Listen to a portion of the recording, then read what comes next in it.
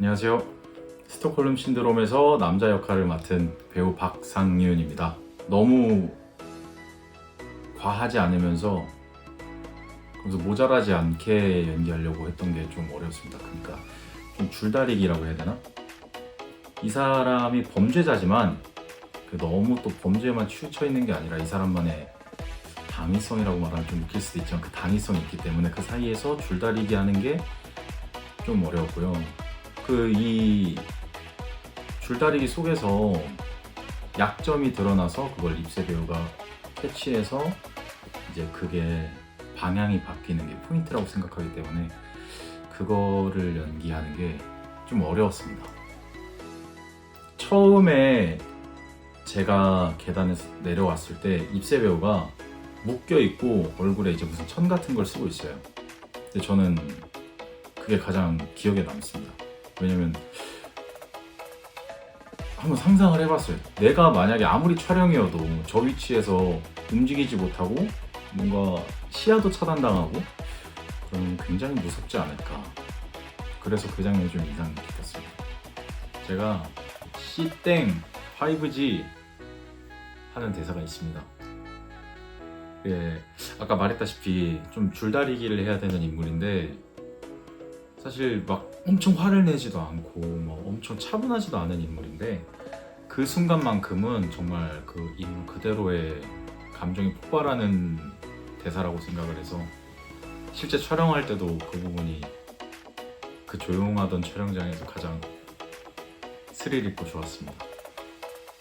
일단 제가 굉장히 엄청나게 빠듯한 스케줄이었어가지고 굉장히 지쳐 있어가지고 항상 이제 촬영 오기 전에 걱정을 했었어요. 아, 내가 너무 처져가지고 촬영이 지연되거나 실수하면 어떡하지?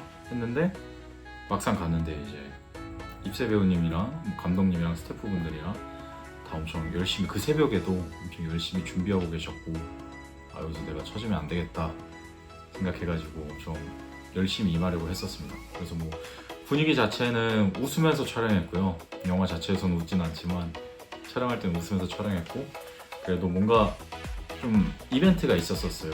그래가지고 좀 촬영이 늦게 시작을 해서 긴박하게 헤쳐나갔던 것 같습니다.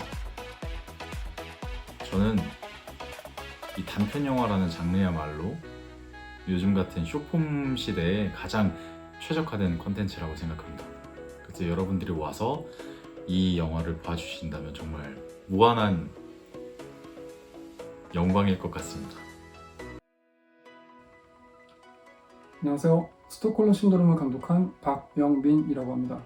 보통의 독립 단편 영화는 시나리오 한 편이 나오고 그 시나리오를 기반으로 영화의 제작이 이루어지는 게 일반적인데 이 영화 같은 경우는 제 친구, 동료들과의 기획이 먼저 있었거든요. 그래서 연기자의 어떤 연기력과 어떤 이미지, 분위기를 짧은 시간에 어필하는 그런 작품을 만들자, 그런 시리즈 연작을 만들자, 그게 영화 형태면 제일 좋을 것 같다, 이런 기획을 했고요. 어떤 스타성과 출중한 연기력을 겸비한 사람들이 누가 있을까, 이런 고민을 하던 차에 그 당시에 서울 독립영화제에서 그 모놀로그 대회, 독백 대회에서 전체 2등을 했던 권희세 배우님께 제가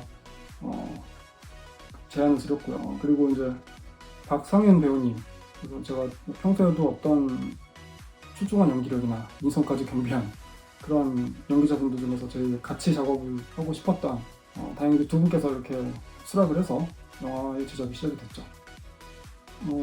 저의 역할보다는 시나리오와 그리고 연기자분들의 기량이 제일 큰 요인이었던 것 같은데 연기자분들 기량이야 제가 워낙에 믿고 보는 배우분들이어서 오히려 제가 의지를 한 면이 있고요. 그리고 시나리오는 분명히 제가 쓴 게 맞지만 일단은 김정진 작가님의 원안이 있었고요. 그래서 스톡홀름 신드롬을 모티브로 하는 그런 아이디어, 그리고 제가 쓴 초고를 권입세 배우님께 모니터링을 부탁을 드렸는데 놀라운 피드백을 주시는 거죠. 그래서 이 짧은 시간에 캐릭터의 어떤 감정과 그리고 어떤 권력과 주도권이 이렇게 엎치락뒤치락 하면서 격변의 어떤 다이나믹한 이야기가 됐으면 좋겠다 이런 의견을 주셔서 최대한 그거를 반영하려고 했는데 결과물이 당시로서 꽤 만족스러웠어요. 그래서 원래 권희세 배우님이 각본적인 능력이 있으신 분인데 그런 어떤 출주감이 있는 건 그때 새삼 깨달으면서 놀라웠죠. 결국은 의외성이라고 요약할 수 있을 것 같아요. 그래서 밀폐된 공간에 이 공간을 거의 지배하다시피 하는 너무도 위협적이고 압도적인 인상의 그런 가해자, 납치범이 있고 그 다음에 너무도 연약해 보이고 거의 이 상황을 빠져나갈 수 있는 희망이라고는 그런 힘이라고는 없어 보이는 연약한 피해자 소녀의 모습이 있는 건데 이 이야기가 진행되면서 이 소녀한테 오히려 굉장히 날카롭고 허를 찌르는 어떤 이면의 모습이 있는 거고 그리고 그 납치범 남자의 이면에는 어떠한 연약함과 그리고 인간적인 모습 이런 거가 점점 느껴지면서 어떠한 그 권력이 주도권이 역전돼 버리는 그런 의외성을 처음부터 많이 고려를 했죠. 재미있는 에피소드가 있으면 좋은데 슬픈 에피소드가 있네요. 그 영화 촬영이 밤 10시 그리고 촬영 종료가 그 다음날 새벽 2시까지 예정이었거든요. 그런데 촬영 직전에 제가 손을 다친 거죠. 영화 도입부에 소녀가 쓰고 있는 그 자루, 이 검은색 자루를 제가 만든다고 열심히다가 커터칼에 손을 베었거든요. 그게 밴드만 붙이면 나을 상처라고 생각했는데 피가 줄줄 흐르는데 안 멈추더라고요. 그래가지고 제가 혼자서 빠르게 병원으로 달려갔는데 병원에 환자분들이 넘치는 거예요. 그 밤중에. 그래서 제가 다른 병원으로 응급실로 달려가서 세 바늘을 꿰맸죠. 네 바늘이었나? 네, 그랬던 것 같은데 그래서 그 도착한 게 딱 새벽 1시 무렵이었는데 한 분 이탈 없이 저를 기다리고 있더라고요. 네. 그래서 이제 그 다음날 오전 6시까지 촬영이 무사히 끝났고요. 그 저를 믿고 기다려주신 그 스태프과 연기자분들께 다시금 감사를 드립니다. 그때는 뭐 정신없어가지고 말할 기회도 없었어요.